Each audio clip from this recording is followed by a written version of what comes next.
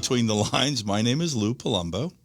I prefer if you just called me Lou. I like the lack of formality. A lot of controversial issues in the country. We're going to brush up against one today that's going to trouble you. It deals with sex trafficking. The scope and magnitude of this problem is just appalling. You'll hear from two very, very I would say invested guests. One is Frank Smith, who's the director of Phantom Rescue, an organization whose design is to address this problem. And another gentleman, Jason Auerbach, who is producing a documentary regarding this topic that plagues us. We're going to have them on in a moment. I do want to thank Buzzsprout and Instacart for supporting us. I will talk about them in greater detail later in the show, but just to make you aware they're user-friendly, which is critically important for a knucklehead like myself. And I use them both. You can find us on Spotify and Apple, YouTube. And I'm just glad you're joining us today. I think you're going to find what you listen to today quite disturbing and hopefully motivating. We're going to start to talk about this topic on a regular basis, this thing about sex trafficking, touching our children and our women. Just to remind everyone, I'm at the Studio Podcast Suites on Deer Park Avenue in Jacksonville, Florida. So cordially allow us to produce this show and accommodate us accordingly. We'll be right back, ladies and gentlemen. Thank you for joining us today.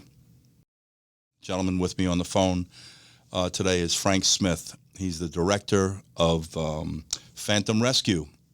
The name itself can probably give you some insight as to what exactly this organization is about. But rather than have me tell you, I'm going to ask Frank to tell you a little bit about himself, as much as he would like to tell, because there is a certain need for anonymity here. Frank and I haven't spoken much. He probably would be interested to know that I've recovered a child from the Pacific Northwest that was in an environment that was kind of cult-like. It's like programming. I won't get into the history of it on air. I'd rather speak to Frank independently. But I've dealt with this, and then I had a little bump and grind with the Scientologist in Los Angeles when a client of mine decided to divorce one of its members, and I guess they didn't realize she was divorcing them as well. But without going any further, I want to ask Frank to speak to himself a little bit more and tell us a little bit about Phantom Rescue, and then we're going to have an exchange. Frank, if you would be so kind, sir. Absolutely, Lou. Thank you first for having me on the show. I really appreciate it. Anytime I get an opportunity to talk about this topic, as distasteful as it is, it's important that everybody gets a good understanding of what's really going on out in the world. And I hope ultimately everybody develops the same feelings about the situation that you do, because I think it's only then that everybody will really get to the point at which we can actually do something about the problem as it exists. As far as myself, primarily a practicing attorney for about 30-odd years at this point in time, originally from New York, relocated to Florida about 20 years ago. Once I got down here, I started to fall into representing some military folks. Always had a passion for the military, never got to serve, so I took the opportunity to serve those that did. Once that happened, I came across an individual and was introduced to somebody named Tony Sparks. Tony is the single most extraordinary individual I've ever had the opportunity to cross paths with. In his truest sense, we refer to him, he's like G.I. Joe embodied in a guy. He knows the difference between right and wrong, has always done it throughout his military career. When he retired, along with his partner, Rodney Mann, they were sitting staring at the TV one night, and they saw a girl who had gotten abducted and was thought to be in a traffic situation. And here's two retired military folks going, what are we going to do about this scenario? And they decided at that moment they were going to go rescue this girl, and they did. Where was she? If I could just interrupt you, Frank, I apologize, buddy. Where was she that they had to go She was in the continental United States. I won't give out details of any of the stuff that we did. Nope. Absolutely. Understood. These two individuals were actually sitting, I believe, in Tampa at the time, sitting in a pub having a burger. They don't really drink, so they were probably having a Coke. And they were sitting around doing their thing, and they actually did it. They actually stepped to the plate, did what they had to do, and they started performing rescues, and that was the birth of Phantom Rescue. I wasn't around at that time. I came along shortly thereafter. Unfortunately, and we always mention this, Rodney Mann passed away thereafter from a parachute training accident, and everything that we do, we continue to do in his memory and his name for the service that he gave to this country and the world. That's me in a nutshell. I help out where I can. We do what we can. We initially started as rescues only, and then we realized that we couldn't do enough doing the rescues. So we switched gears and we decided education and awareness was a prong that we needed to go forward on. Started dealing with schools, giving talks around the world and trying to just educate the world on the evils of sex trafficking. Let me just ask you this, Frank. Explain to the listener, and I just want to very quickly just mention the fact that Jason Auerbach is joining us, and he's involved in producing a documentary on this subject. I apologize, Jason. I'm going to learn how to read in the next life, not this one. Anyway, Jason, I apologize. It's right up on the damn screen here, so just me, not them. In any case, Jason, thank you for joining us, but I want to just go right back to you, Frank, for one moment. Explain to the listener the scope of this problem domestically and internationally. So I can run through the facts and figures, but let me give you just some basic stuff that you need to understand. We use certain numbers. Every number that I'm going to give you is what we've been able to document. We know that it's much more than what we actually see. The visibility of these things is tainted by the fact that obviously people are not coming out and saying, hey, by the way, I trafficked X number of children, X number of women in the last couple of weeks. And then there's the stigma of being embarrassed about it. People don't want to talk about it. So all these numbers have been documented, and but you got to assume that there's 2 to 3 times this amount of actually what's going on. 46 children go missing every single day in the United States. From where, Frank? From where? Give me a little specific. Not to interrupt you, sir. No, absolutely. But you're asking locale, or you're asking type of child? Both. Okay. So the locales, as we talk about that, are largely border states. That's really what you're looking for. It doesn't make much sense to traffic children or women through any interior state. So the more coastline you have, the more likely you ought to be a state of trafficking. They don't really publish the numbers, but I will tell you that in general, we presume that California, Texas, and Florida are the 3 states in no particular order. And can I ask you this question, Frank? Because, I'm an investigator by background, so I'm going to pepper you, and I know you're ready for me. So are these children new to the country, for example? Are they, how would you say, separated from families, disenfranchised from the family unit? Give me a little bit more on that background, Frank, if you would, sir. There are 3 types of children that we deal with, okay? And this is the part that's scary for most people. Obviously, everybody presumes that we're dealing with high-risk children. So what you're really dealing with in the first instance is, okay, I'm dealing with those kids who have become homeless, those kids who are brought in as immigrants, refugees, call them what you will. They don't have any family structure. That is only a small part of the traffic world. Okay, we now have community children. Now it starts to get a little bit more scary for people out there. These are the kids who are playing sports with each other, social media interaction, groups, children who older school would go to the malls, they'd hang out in the park together. There are traffic children who fall into the traffic world through that particular segment. And then we have what we call the targeted children, those who are a child of a particular race, creed, color, type, and they're actually targeted for their particular looks. If you had a girl who was 17 or 18 years old and looked like she was 12 and was wearing braces, there's probably somebody out there who's looking for that particular girl. Let me interrupt you for 1 second, Frank. So I'm certain that you gentlemen are incorporating our intelligence mechanism to identify not just the potential victim, but the people perpetrating this. Am I correct, Frank? You are correct. Everything that Phantom Rescue has done throughout the years has been done in conjunction with law enforcement. We don't do anything on our own. We don't go rogue.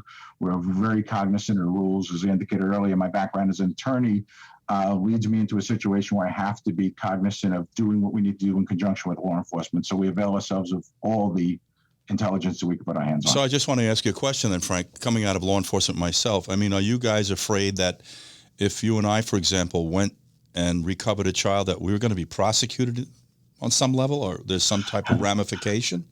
I will tell you that if we were having this conversation 5, 10, 15 years ago, the answer would be an absolute yes. Okay. However, there has been a tremendous shift in the world in the last 4 to 6 years. Okay. Particularly in the United States. Everybody has started to become aware that these situations exist. And in fact, we're less inclined to be concerned about that. I, of course, keep my guys outside the problem areas. We know what we can do and what we can't do. But of course, if we're overseas, if we're in the United States, whatever we're doing, we are interfacing with law enforcement, and there's a time that we hand over the operation to them to avoid those situations. Understood. I just want to I want to continue to talk with you, Frank, because you and I are going to connect on this big time. But I want to introduce Jason back into this conversation. He's involved in producing a documentary, as I mentioned earlier, and I just want to ask him specifically his level of participation and what exactly he's doing in regards to your operation. So, Jason, if you'd give me, you cannot hear me, sir. I'm sorry, I lost signal there for a minute. That's all right, sir. I'll go back and I'll repeat it. It's no problem. I wanted to bring you into this equation, Jason, because I know that you are intimately involved in producing a documentary that's addressing these very concerns and circumstances that Mr. Smith is addressing. So tell me what exactly you're doing, Jason, at this juncture. Well, on top of what Mr. Smith is doing, we've been working on a documentary on the missing and murdered indigenous women in the United States and what's been going on with them, and how big of a problem that is, but how underreported of a problem that is. So out of the over 5,000 women reported in, I think it was the last 2 years, only 116 of those women ever made it to the national database. So this is really what we're doing with our documentary, and we're trying to look at what needs to happen with both federal, state, and tribal police to help this. Okay, so we're alluding to another form of systemic failure potentially, and either one of you gentlemen can answer this, so you can both answer it. That sounds what we're dealing with right now. Am I correct? Absolutely. Yeah. There's some big problems with jurisdiction that just makes these cases very hard to enforce or prosecute in any way, shape, or form. And that's whether it happens on tribal land or whether it happens in cities, because they still don't have the, natives are sovereign, and they still don't have the same rights and protections as U.S. citizens do. Yeah, I actually had the opportunity, and I'd explained this to the producer of the show, Lloyd Molander, that I worked on some reservations in California. I don't think I'm speaking out of school. I worked for Mr. and Mrs. Sinatra for a long period of time. And one of the places that we staged a golf classic, which was designed to aid the Children's Center in Palm Springs, was on Indian reservations. It's an interesting discussion. I have, ironically, a legitimate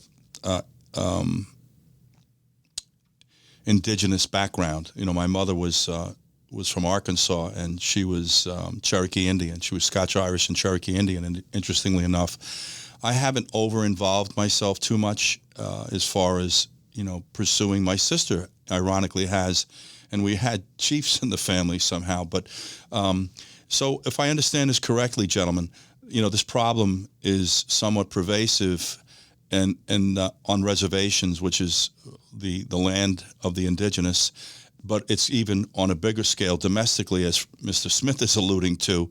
And the questions I really want to get into after this break are, what are the support mechanisms that are being afforded to you by the government, federal, state, and local? We're going to be right back, ladies and gentlemen. Please stay with this topic. I don't know if there are many more topics that are as critically important as this one right now. We're going to be right back. I do want to thank, by the way, just as a reminder, Instacart and Buzzsprout, who are help funding this thing. They're sponsoring us. And we're going to come back in 2 seconds. Just hang with me, please. Instacart, another interesting concept. You can go to your favorite grocery stores, sign on to their application without leaving your home, the comfort of your home. Just pick out the items you'd like. They'll assign a personal shopper for you and deliver them to the point that you would like them delivered to. Another great concept, very user-friendly, and I'll be honest, we use it also. It's very effective, and they're very, very good. They're very on point. We are back. With us today are two gentlemen that are on a really interesting journey. One is Frank Smith, who's one of the founders of Phantom Rescue. Frank is an attorney, and he spearheads this, I would say, in the most, I would have to tell you, comprehensively legal manner in which it needs to be pursued. I mean, people don't understand the culture. Everything we do today comes under scrutiny, and it's critically important that this is done within the confines of the law. And as probably Frank can tell you, minimizing any type of exposure on any level. Jason Auerbach is a documentary film director who is signed on to bring to light the severity and the extent of this problem in this country. So I want to come back to you, Frank, for 1 second, if I may, sir, because this is another very important question. After we abduct these children and women, where do they end up? Where do they go? Are we taking them out of the country and sending them off to other regions in the world? Tell me, Frank, what's going on with this? And forgive me, it's one of the issues in the granular details of the actual sex trafficking world, particularly when you're dealing with children, become unimportant at some point in time. And the reason that is that we have an equal number of children who do get taken overseas. We have an equal number of children who are trafficked in the United States. We also have tremendous amount of those children in the United States being trafficked out of their very homes, if you could believe that. Okay. Family members, or in certain cases, you find that children get themselves compromised somehow. They get caught on video doing something, they get into trouble, and somebody basically tells them, okay, now you work for us, here's a second phone. And they literally, if you could believe this, get trafficked out of their own house. Okay, while their parents are there, while everything else is going on, and out of fear for the safety of their family and their own reputation, they'll continue onward for doing that for several years. So as far as where they wind up, listen, we could talk about, all the standard thought processes of, okay, they wind up in all these long, Eastern Bloc countries, but that's not necessarily true. And in fact, it's one of the stigmas that we've sought to break. It's everywhere. It's pervasive throughout all of society and in the United States as well. And that's why, Frank, I'm directing these questions to you so people understand the scope of this problem domestically.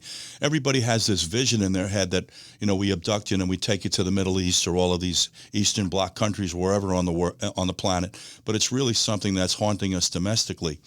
And I will say this, and I want you to correct me if I'm wrong, Frank. Interdiction regarding this issue is substantially easier when it's domestic than when they're taken outside the country. Would you agree with that statement, sir? I absolutely would agree with that statement because, you're dealing with just, let's call it time and space continuum issues. So, if you have to go around the corner as opposed to going across the sea, it becomes much easier to deal with what you're dealing with. You don't have as many legal bodies paying attention to what you're doing. And in fact, again, you think about it, particularly in today's day and age, and I'm not going to get involved in most of the politics, but I will tell you this: if you think that people streaming across open borders doesn't lend itself to this particular issue, you'd be sadly mistaken. In fact, right now there's plenty of places to move children in and out of the United States. Nobody pays attention between from one state to another, so they basically have free reign right now. Here's the $64 question, gentlemen: what is the government doing? Has the government assembled a team? Have we created a new organization like DEA, ATF, FBI, Secret Service? Because this sounds like it's on a scope and scale that would require that. Would you agree with me, Frank? I absolutely would agree with you. And let's talk about it in a twofold position. Let's roll the clock backwards 10, 15 years. Okay. A 14-year-old girl escapes from her captor. Okay. She's getting out of the traffic situation. She races down to the local police station. She walks in, torn clothes, beaten up. She says to the police sergeant, I've been held against my will. They've been selling me 5-10 times a night to guys, and please help me. And she would find herself in a jail cell about 20 minutes later, having been arrested for prostitution. That's where this started. We've come a long way from that. Let's put it that way. But if you could believe it, states like Florida, which is where I'm located these days, we had to pass a law several years ago that protected the identities of the victim. Think about that for a second. We had to pass a law to protect the identity of the victim. Like, this is not just intuitive. These are the kind of things that we're starting to realize are real problems legally. So in answering your question directly, the government, both local, state, and federal, have taken a large interest in this in the last couple of years, and they actually are trying to do something. Now, whether or not they can take the steps necessary to actually make a dent in this is a separate argument. They're doing the best they can under the circumstances, and we are actually getting the time of day from, at least at this point in time, the local and state officials. The federal situation at the moment, I will tell you, there's not really much going on. There are several federal anti-sex trafficking task force that are going on, but their ability to get anything done is hampered by the fact that they don't have any interplay with the state organizations. Sadly, this is another disgusting display of government.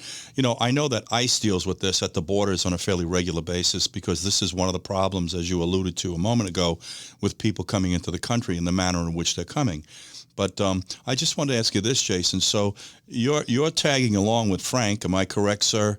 Pretty much in increments, identifying exactly what's going on, where it's going on, when, why, and what we're doing to offset these abductions. Am I correct in that statement, Jason? Yes, absolutely. And I've also been working with a lot of people from Montana right now, which is kind of where the story started for me. I was up on the Blackfeet Reservation and really started to hear these stories and wanting to talk more and more about them, and realized that a lot of the issues with the Bureau of Indian Affairs and the FBI having to come on to really look at these cases on tribal lands, and that they just don't show any interest a lot of the time. They don't have. Who doesn't show? The FBI or the indigenous people?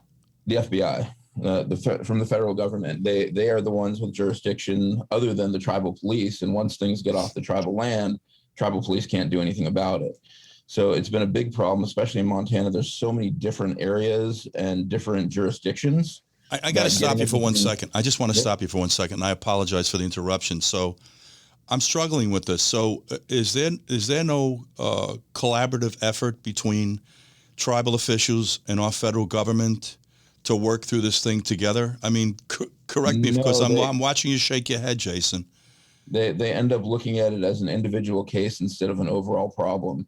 And as an individual case, a lot of the time they do not step in. Frank, can you comment on this, buddy? Can you jump in? Absolutely. Let's put it this way. Everything that goes on, off of tribal lands in the United States is difficult enough to begin with. When you move on to the tribal lands, and I have more than passing familiarity with it, it becomes tenfold harder.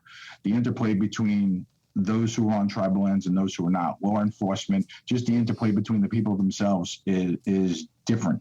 What they call sovereignty generally is not. I will tell you that and this is outside the trafficking realm, but of the women who go missing, on the tribal lands, you're probably going to see an investigation 5 to 10% of the time, and you're only going to see 1 out of every 1,000 cases remotely solved. I got a question for you, Frank. You ready? Yeah. So correct me if I'm wrong, sir, but there's probably some level of complicity with individuals on the indigenous lands with this trafficking issue. Am I correct? I wouldn't know offhand if it's there. You can presume that that's the case because apathy is complicity. I agree with that. But, what I'm really saying is that people aren't roaming into the reservations, the land that the indigenous people are managing, and abducting their women somehow without the knowledge and consent of some of the people who are indigenous in background. One would presume so. One of the things that's most often asked in this thing is, when you look at this, you have to look at this through a separate set of eyes. To a lot of people, they're sitting out there listening to this going, once they get past the fact that it's actually occurring, they get into their mind, well, how could these people possibly do this? They're not looking at them as people. They're not looking at them as humans. They're looking at these women and children as commodities. Revenue, sure. So, of course, whenever a good gets shipped in or out of a reservation, whenever it gets shipped in and out of a state, there's somebody who knows what's going on. And the fact that this is going on, in these various areas and nobody's paying attention to it, again, in my mind, is a tremendous failure of the system. I want to ask you a question, if I may, Frank, and then we're going to go to a break. Is there an investigative mechanism, to the best of your knowledge? And Jason, you can jump in on this also because you may have knowledge as well, sir. Is there an investigative mechanism on the indigenous lands that is, say, similar to an FBI or even, I know that they have police on the indigenous lands. I've been there. But is there any mechanism in place there at all to address this on the indigenous lands themselves? Frank, I'll give you the first shot at it, sir. No. The answer is yes. It is. Unfortunately, they tend to be incredibly short-staffed and under-equipped, comparatively speaking, to what we would otherwise deal with. And in fact, when you consider, if you spend time on a reservation, you discussed it earlier, Lou, you're dealing with wide open spaces. Okay, you're dealing with broad areas. You're dealing with there is no presence on an ongoing basis. They actually literally have to go from point A to point B. Okay, I gotta hit you with, first I want to go to a break, guys, and then I'm going to come back and we're going to talk about technology. So ladies and gentlemen, please hang with us. This is a critically important topic. I don't know if there are many topics in the country today that supersede this in importance. We're going to be right back. You're with Between the Lines. If you want to find us, by the way, you can go to betweenthelines.tv. We'll be right back. So let me tell you a little bit about Buzzsprout. Very interesting concept. Basically, it allows you to set up your own podcast. One of the most advantageous things about using Buzzsprout is it's user-friendly. So I encourage you highly, if your inclination is to create your own podcast, please look into Buzzsprout. And by the way, we use it. We're back, ladies and gentlemen. With me today, I have a gentleman by the name of Frank Smith, one of the founders, and I would say the director of Phantom Rescue. Very critically important, his position, because he is an attorney by background, and there's a lot of landscape that he has to navigate legally here, and you cannot underscore the value of that, because it could translate to something horrific if we didn't, comply, so to speak, with frameworks and boundaries. And we also have a gentleman with us, Jason Auerbach, who is involved in producing a documentary to address this issue, the scope and scale, which is alarming, and perhaps which at least equally alarming is the fact that our government has not taken the deep dive here. If I may, gentlemen, I'm sure you're both aware of the technology that exists today. You basically can't blow your nose today without us knowing about it. In fact, I was explaining to one of the other producers on this show, Gary Spurgeon, that we had an open case recently with an individual who was camped outside one of my clients' homes, right? And we were trying to determine intent. Was this individual actually being stalked, or what was the actual nature of this campout? So through my own mechanisms, we ran the plate, and we were able to pretty much track and trace everywhere this vehicle has been the past 30 days. It's kind of scary. So now I'm going to go back to where I'm going with this thing. So, on the indigenous lands or other, right, you have technology, you have cameras, you have facial recognition, you have any number of mechanisms technologically tied to that can help you identify individuals that we already know are participating in this practice, or can go back and review through digital DVRs, which is now not even the most state-of-the-art digital video recorders. There's a new technology, it's even better. Go back and capture these incidents taking place. So, Frank, is there any of this technology being utilized on the indigenous lands or other? Well, less so on the indigenous lands, but definitely other. What you're talking about is, listen, we have always worked with various individuals who troll the dark web and look for, various spots where people are going to be sold. We also have numerous organizations, and if I can digress for a second, we talk about Phantom Rescue, but it's not Phantom Rescue. We're a very, very tiny piece of a much larger group of individuals who actually are doing a good thing. I tend not to, you indicated earlier that I was a founder of Phantom Rescue. I'm a secondary founder. It was really Tony Sparks' idea and Rodney Mann's idea. They are the founders. But none of us you will hear none of our names. We don't care about our names. We don't even care about the organization. We care about the problem. And going back to your issue here, we have a situation where you have this pervasive, systemic, worldwide problem.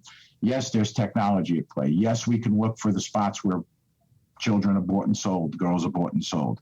There are people out there doing that actively right now. There are several very good organizations that are doing that, some which are very, very well known to people. And in fact, that's what they're doing. They're a small piece of the puzzle. You have groups that are doing rescues. You have groups that are working with law enforcement. Your question as far as, well, what technology are we using locally? We're looking at the cameras. We're looking at red light cameras. In a lot of cases, this is taking place inside of a house, inside of a hotel. Understood. Inside of those areas. And in fact, as you know, from a legal perspective, the right to privacy is a problem if we really want to take a look. And that's a slippery slope. I know that talking to you right now, we could be on that topic for about 10 years, figuring out where the slippery slope begins and ends. So in my mind, in this area, we should have open reign. But of course, that opens us up to other things.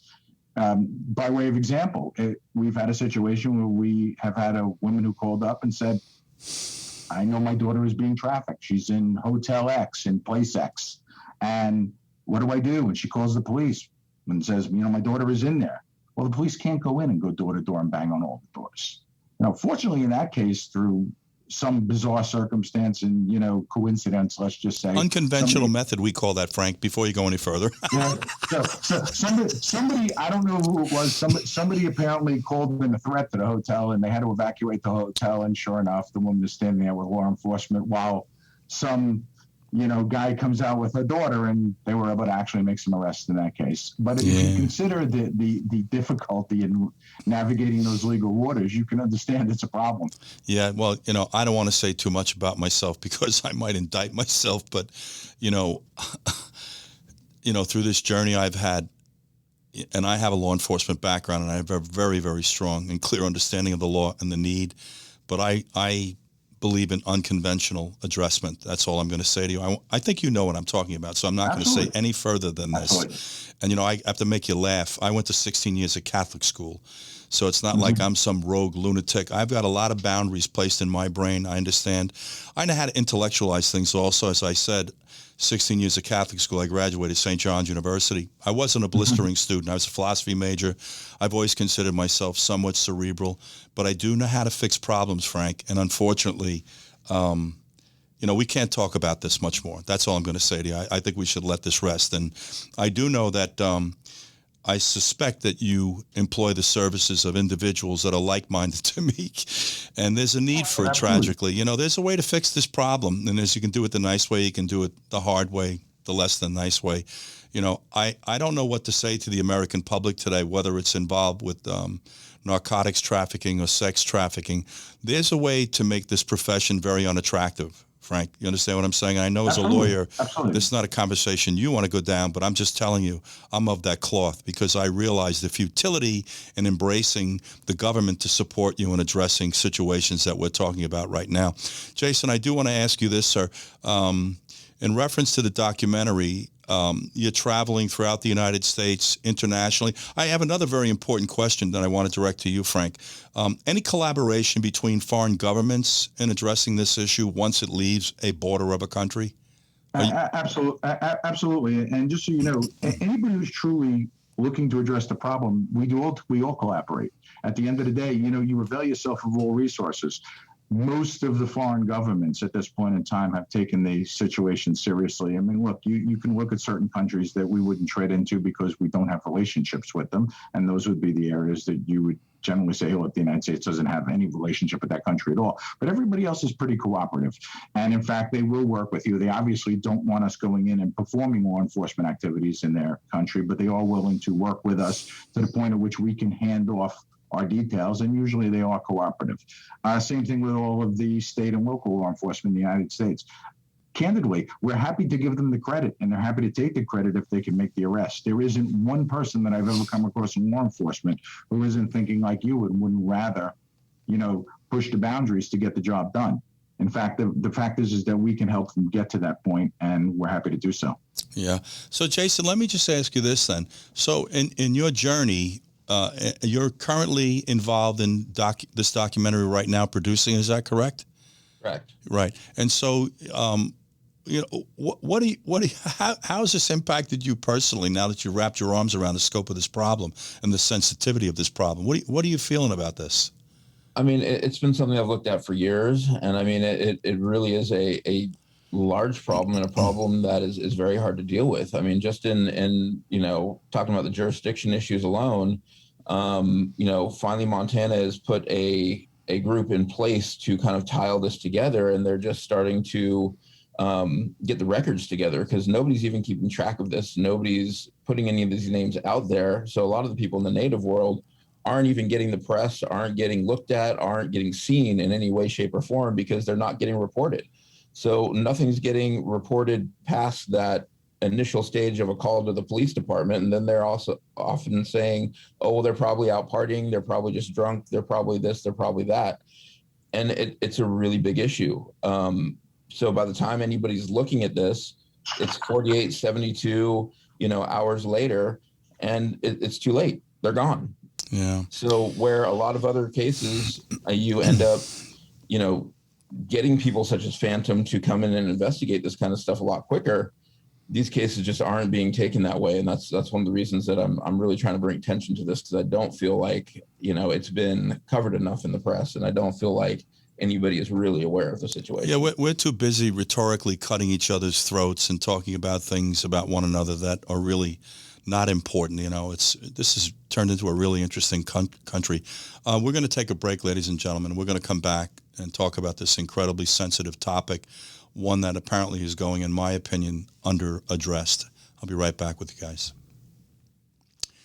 We're back. I have with me today Frank Smith, was at the inception of this organization, Phantom Rescue, and another gentleman, Jason Auerbach, who is producing a documentary to heighten the awareness as to the scope, scale, and significance of this problem of sex trafficking, which involves our women and children, which is a hot button for me. I always say, pick on someone who's a fair opponent. I've lived that also. I've actually been bopped in the mouth by someone once that I just realized wouldn't have fared well with me, so I took the shot. Long story short, I practice what I preach, but I want to get back onto this topic. We touched on, I asked this question to Frank about collaboration between indigenous people, their law enforcement and governmental officials, and our government. And if I understand this correctly, Frank, and correct me if I'm wrong, that really doesn't go on. And do you think that on the horizon there's a potential task force? What do you think, buddy? Well, from two perspectives, the non-tribal lands continue to try to address this problem, and while they're making inroads, there still is a long way left to go. And the tribal lands, they're falling behind substantially, and in fact, they just don't have the manpower to do that. So, in answer to your question, yes, at some point it will have to occur, because it would make no sense to address it, in the entire United States and leave the tribal lands as a place where trafficking can occur. So there will be some collaboration. As to when it happens, I don't see it for the foreseeable future. There just is not that level of cooperation, and they're not going to get the level of assistance that they need to address this problem. I want to ask you this question, which you probably spoke to at the very early onset of this discussion, Frank.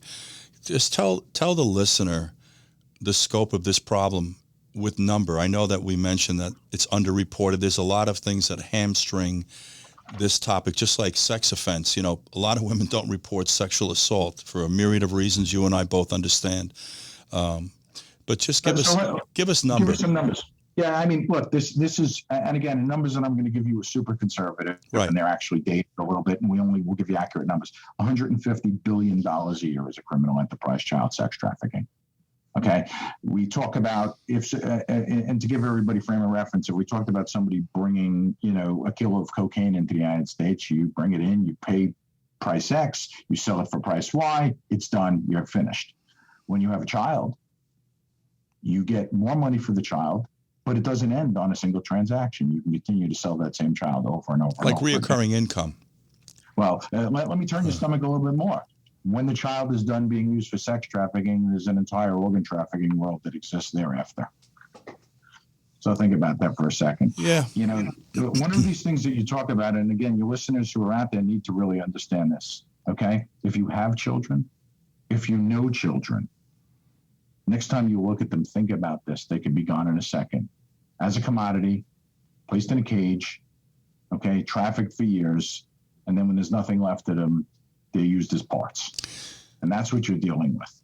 I want to ask Jason this question because this is kind of in your wheelhouse. Jason, I know you're producing this documentary, which I've spoken to, which you're speaking to, but we need to get this out in a much broader sense. We're so busy talking about things that aren't important in this country. And as I mentioned to you, rhetorically cutting each other's throats every day over stupidity.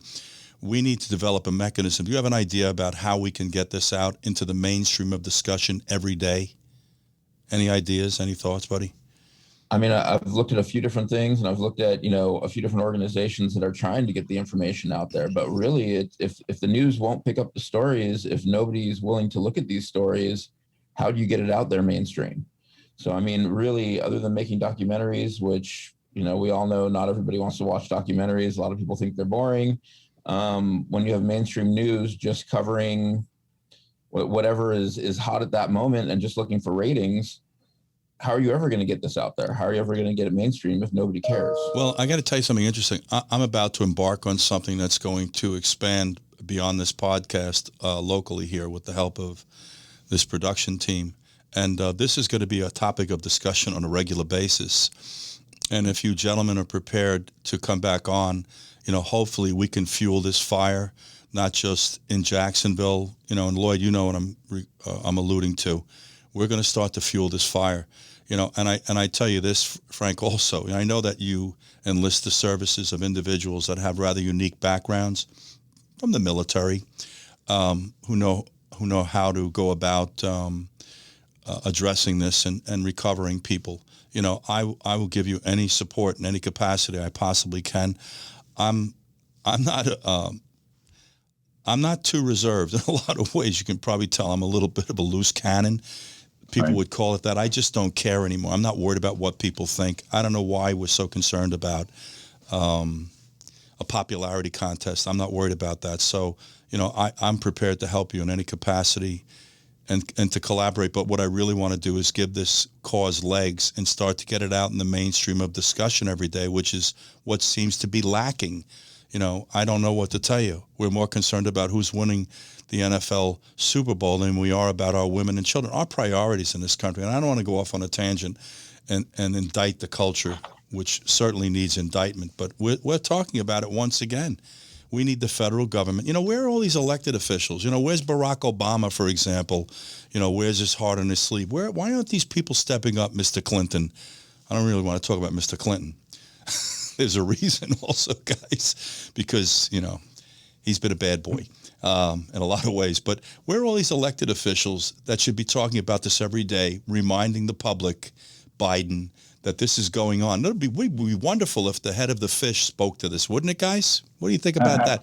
If the president brought this to bear to light. Am I right, Frank? Correct me if I'm wrong. You're absolutely right. You're absolutely right. And I want to kind of expand your horizon a little bit. And what we've been talking about largely the rescues. We've been talking about law enforcement. We've been talking about what we'd all like to do to these people. And I understand that that's a very important part of this. But what's equally important, and what we found over at Phantom Rescue, was that we found that it's equally important, if not more important, to deal with the education and awareness of the general population. And what that means is that getting into the schools, getting the schools to actually give us a moment of time to talk to the kids, getting into hotels, the industry, the hospitality industry. This goes on. You can't do this without having access to a hotel or other areas. And I'm not going to question whether or not they know or they don't know, but they at least have to tell their employees and educate their employees. There's been bills in several different states that have been tried to addressing this. There have been some great projects which are oriented towards hotels to try to create an environment where you just can't traffic a victim there. Okay, these are the things that are going to really change the lay of the land. When every single person in the United States, when every single person throughout the world is looking for the signs that somebody's being trafficked and making everybody else aware of it, finally we'll be able to make some inroads. So it's not just on, we'll call it on the violence side, and I really want to call it that because that's what we'd all like to do, but it's on the education and awareness side. To that end, let me just give you a point. We had created some time ago, Tony Sparks has created the Captain Rescue Project. It's a cartoon to let the kids understand the dangers of texting. And I will tell you, we created this cartoon. We spoke to a number of different people. We offered to give it to the school districts for free. And do you know that none of them would take us up on it? Yeah, that's one of my issues. I wish I could really say I'm surprised, Frank, and I'm sure you realize in me making that statement, you understand why I could make that statement. I do want to say one thing to you. In the state of Florida, we have the guy that I call the go-to governor, because you can go to this guy. I think that, you may have done this already, maybe if something like this came out of his mouth, because he swings a pretty big stick, this guy, not just locally, but on a domestic level throughout the country. People are listening to this young man. He's very well accomplished in his own right, and he's a fixer, this guy. I want to take a quick break, and then I want to come back, and I think it's really important that, Frank, you educate the listener as to what are the signs that are attached to this little problem we're facing. We'll be right back, ladies and gentlemen. Just hang with us, please. This is Between the Lines, and we have with us today a gentleman, Frank Smith, and another gentleman, Jason Auerbach, who are intimately involved in addressing the sex trafficking problem that we're having in this country. We'll be right back. We're back, and I want to direct this question to you, Frank, because you mentioned that there are indicators that we should be aware of. Can you speak to some of the signs or the tells? Absolutely. I'm going to give you a list of basic things, and there's plenty of there's plenty of lists out there of things and resources that people can go to. But these are some of the basic indicators, and I do this. This is mostly for parents. Okay, if you're a parent and you're looking at your children, okay, you find your children these days. Every child, has their phone. They're all the time. It's attached to their hand, assuming they have one. If you find your child sleeping with your phone, that's an indicator. Okay, it means they're waiting on somebody. Okay, if you see your child show up in clothes that you didn't buy them, okay, issues at school which suddenly arise because your child is lashing out, okay, big issue, social media, okay, these days. I can't tell you how much trafficking goes on through social media, and most parents have no idea how many accounts their children have, let alone what their children are actually doing on those accounts. You have to have an open discourse. Older kids in their children's life, significantly older boyfriend or girlfriend, just a random friend, just something that feels out of sorts. Asking your children if you've had a good rapport with your children, and suddenly they're acting secretive or not talking on that, and not talking about the issues. And obviously, standard health issues, standard things that parents should look at, change in relationship. Let me reverse the course. What parents should be doing is parents should be avoiding these topics by talking to their children about these topics. They need to have that open line of communication with their children about anything and everything. It's only then that they're really going to know what's going on with the kids. I have to tell you, ironically, I became a father very late in life, Frank. I was single till I was 54. Mm-hmm. Go figure, and I am over-traveled, to be very candid with you. I jokingly tell people I have battle fatigue. I'm physically like an animal still because I have a good lifestyle, working out. I've been very athletic my whole life. I worked on the beaches as a lifeguard 15 years. I was a law enforcement agent. I always had this physical presence coupled to my brain. With my children, my journey, I caution my children because of what I've been exposed to and what I learned. I struggle with the fact that parents allow their children on media outlets. I really am just disturbed by the adult world not understanding there's no upside to your children getting involved in discussing their personal lives or having any type of relationship with someone through, the internet. It just is inappropriate. We've robbed us of personalization. I think you would agree with that, Frank, conservatively speaking. But it just troubles me that we even allow our children to do this. My children, none of them are on any of the social media outlets. It's just not permitted. And we monitor very discreetly what goes on. I am probably, I'm going to say damaged to a degree based on my journey. I've been around this law enforcement community for 48 years, and I know people everywhere. Unintentionally, I might know. It just happens to be what happened to me. I would have preferred to have stayed off the radar screen. It's not what happened. And so, you make the best of it. There's nothing like your privacy. I think we're talking about that too. We have to teach children to protect themselves, their privacy, to be discreet, to be careful what they say and who they say it to, and to stay off these damn computers. They were designed initially to help us travel our day in a work capacity, not to digress into a younger point of my life, but my last year in college, when I couldn't be so footloose and fancy-free, I went to work for United Airlines and was introduced to computers. All we could do is really generate information that aided passengers, delays, weather in different places. Now all of a sudden they run our lives, but that's our fault.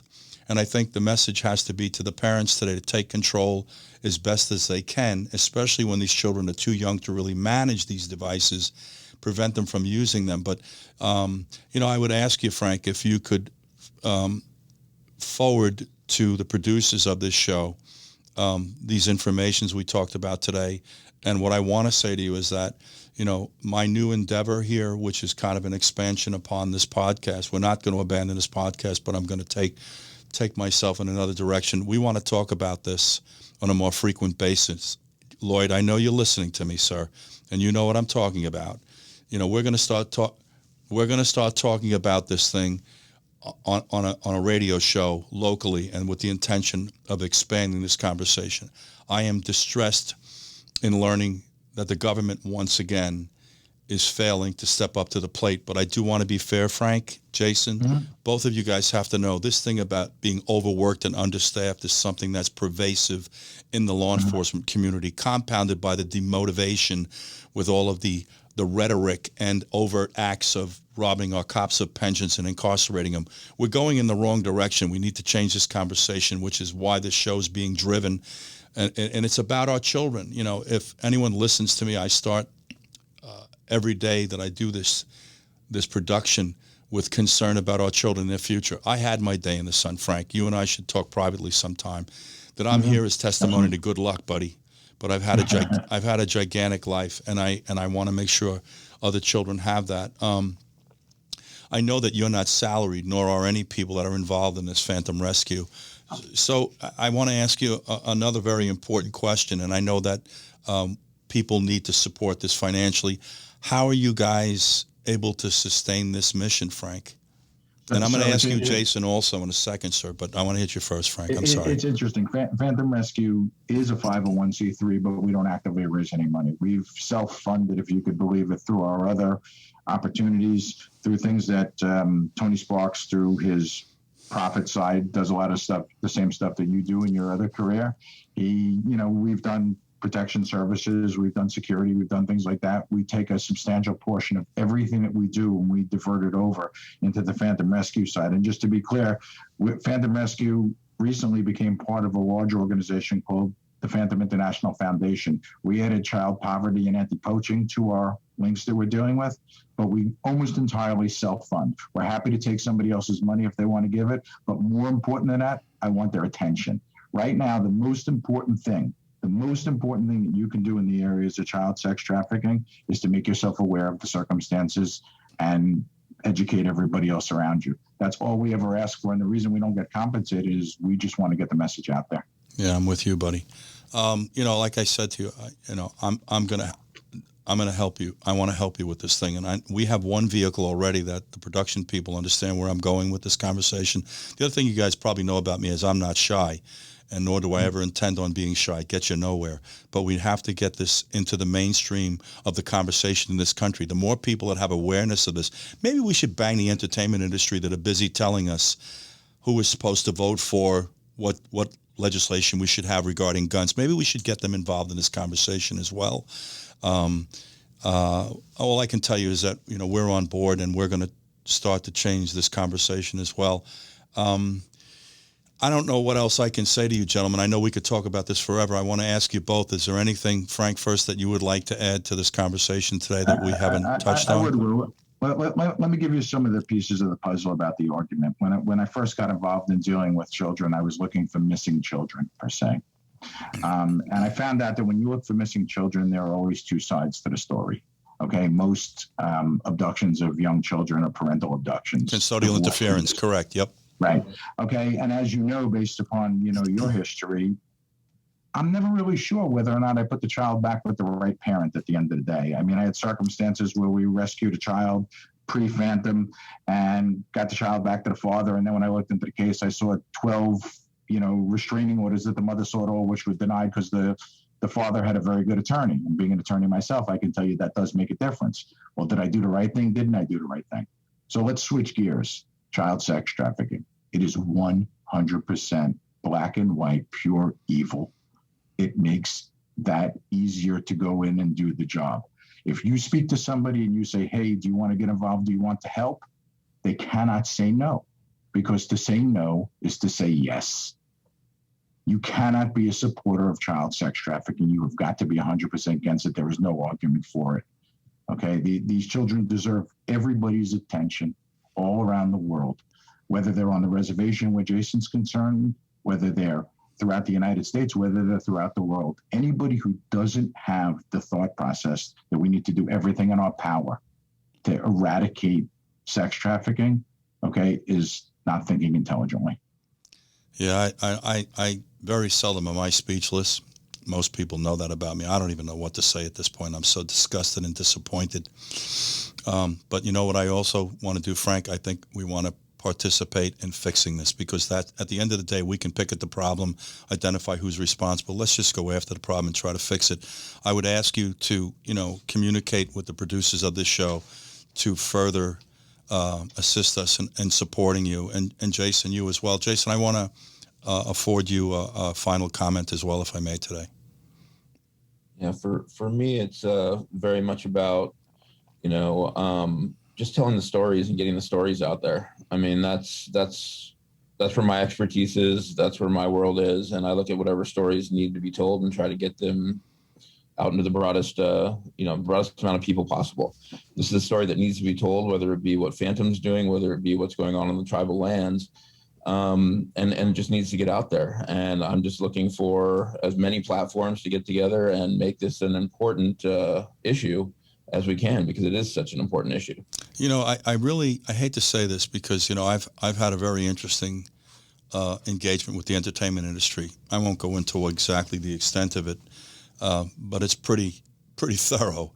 I think we should just start to reach out to some of the people in the entertainment industry to get them on board with this thing, because whether we agree with it or not, they seem to have a pretty broad sphere of influence.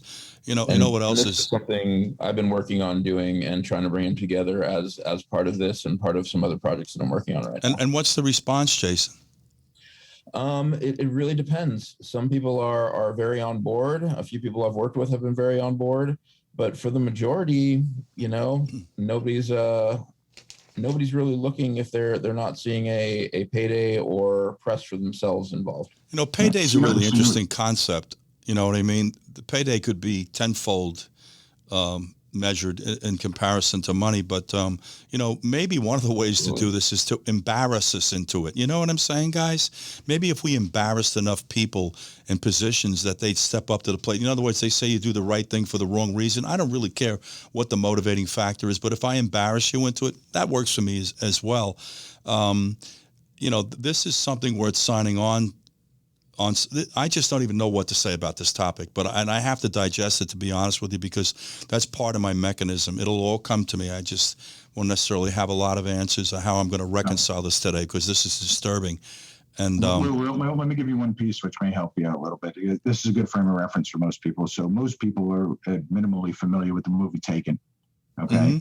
Mm-hmm. You've seen the movie Taken? Yeah, sure. Liam Neeson. Okay. Yep. Okay. So you remember the initial scene, two girls coming to a French airport. Okay. So here's the part that most people don't know. That scene was developed out of 20 different real life cases. 20 different pieces of real life cases were combined from the time that they left the airport until they were ultimately pulled out from under the bed and taken. Okay. Tony Sparks was the lead consultant on that movie. All of that stuff is real. Okay. There's a touch and feel for most people that they could see on the TV. Most people are familiar with the movie. That's exactly what happens. It's that simple. It's something nobody even thinks about. Can I share a cab with you? Can I do this? Hey, can I borrow your phone? It doesn't take a lot. And people educating themselves on the everyday things that we're doing. And as you pointed out, the openness of everybody with their social media and their phones and all their various electronics. We have to start being a lot more protective. But more importantly, we have to start educating our children, because they just don't know any better. They've grown up in a world where having a phone is life. To those of us who, when I grew up, it wasn't a phone, it was a ball of tape. That's all I could put my hands on, because I needed something to go play around with. Don't make me ask you how old you are now. I'm only kidding. No, I'll make you laugh. Well, I tell everybody I'm 55, but I have a lot of mileage on me. So I won't tell you how old I am, Frank, but I got more mileage than you do. I can tell you that. But we should sit down and talk. But I just don't even know what to say, except we have to figure out how to help this thing. I've had some really interesting people on this show, enlightening, insightful, and topics that are critically important. I don't think there's anything more important than what we're talking about right now. I mean, it's right up there with this whole traffic trafficking of narcotics in this country. This is even more important than that. That's an easier interdiction than this. I have a strange feeling, but I want to continue this conversation with the both of you gentlemen, and I thank you for coming today. I just don't even know what to say to you both. We thank you, Lou. We really do thank you. Anytime that we have an opportunity to have a platform, particularly with an individual such as yourself, it's a blessing to us. We truly believe that. The more people understand this, the more the word gets out, the better off we are. We are here for you as well. Anything that we can do to support your show, anything we can do to support getting the message out, I will make sure you have people here who can tell the story and reach out to you. We are going to start talking about this. I'm going to bring this up almost every show on this podcast going forward, and another avenue that we're embarking on right now. This is something that's got to get out there. I have to tell you, I really think this fellow Ron DeSantis is someone that should be more plugged into this, because this guy's a good message carrier. I want to ask you this question, Jason. When is this documentary going to become available, buddy? We're hoping to get it out right now, next November. Next November. Mm-hmm. Yeah. I hate to throw this name around, because I worked for him since he's left office, and I would do nothing to jeopardize my relationship. But, Governor Schwarzenegger is a very plugged-in guy. He's into a lot of very interesting areas, climate. He loves this country, this man. There's very few Absolutely. people I've spoken to that understand how great this country is and what it affords you, the luxury that we take for granted every day and living and growing up here. He came into this thing and built a life that is just beyond description. He's a really incredible guy. I normally try not to enjoy working with clients. It's pretty hard with him not to. He's got a tremendous personality, great sense of humor, incredibly bright and insightful. I would implore you to maybe brush up against him if you can, Jason, because he's met him many times, and he's a wonderful person. Oh, he's a character, but let me tell you something. I almost feel guilty when I work with him, because we have such a good time being in his company, but I still stay focused, because my mission is a very simple one, that he gets to go home. So, I got to wrap this today, guys, but I do want this to come back. And like I said to you, we're going to start to talk about this topic. You'll see. I'm fairly creative, and I know the production team will help me insert this into this conversation. And there's another avenue we're going to go to about this, because this is just unacceptable. And I want to close with that statement. Guys, thank you so much for joining me today. I can't thank you enough, Frank, and I want to continue this conversation. Jason, you as well. This is part of the solution. We have to wrap our arms around this thing. Thank you, guys. My name is Lou Palumbo. This has been Between the Lines, and I thank you for joining us today.